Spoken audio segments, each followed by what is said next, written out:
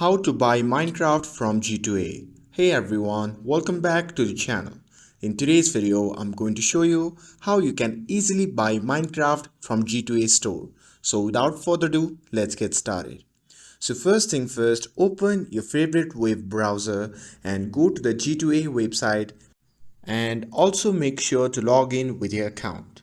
And once you are inside it, simply tap on the search bar and simply search for Minecraft. And now here under the games tab, you will see 200 plus option available. So choose the version that you want. For here, I will select Minecraft Java and Bedrock Edition for PC. Click on it to view details and pricing.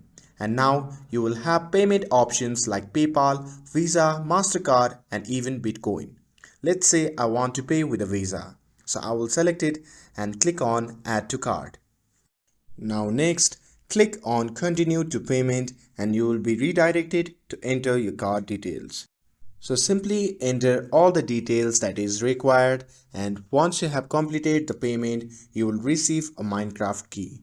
And that's it. That's how you can buy Minecraft from G2A. With this, if you found this video helpful, then don't forget to like, share and subscribe to get updated for more videos. Thanks for watching and I'll see you in the next video.